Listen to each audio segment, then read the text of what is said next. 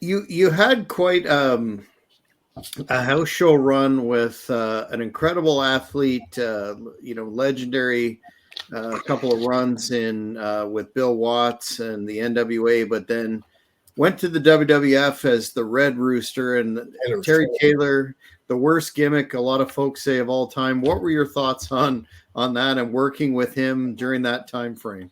Well, the gimmick was a punishment. We all know that by now. I don't care what anybody in the office tries to say or tell the lie that it wasn't and such. It was.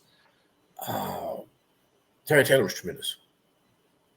I will tell anybody he was one of the best talents I've ever been in the ring with. Once he left New York, he helped book WCW for a while. He brought me to WCW. He helped run a couple of smaller offices in the South. People that were trying to pick up the pieces after Bill Watts and you just run some of the same town and so on. And he kept me busy there.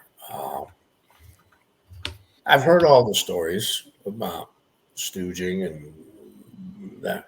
You don't work in the office if you don't stooge. You know that. The man's in the office, don't tell him anything you don't want him to know. Don't do anything in front of him you don't want him to know.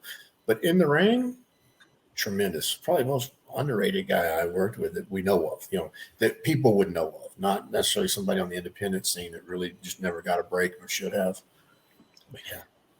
How did he feel about the gimmick, or did he crack to you or the boys in the back about it at the time? I don't think he was real happy about it. I really don't, but he was smart enough to realize that he'd been punished for popping off, so he wasn't going to pop off again. Because the whole idea of the Red Rooster was because he had popped off. And, I could have done this, or you should have done that with me, or that's where you got the Red Rooster.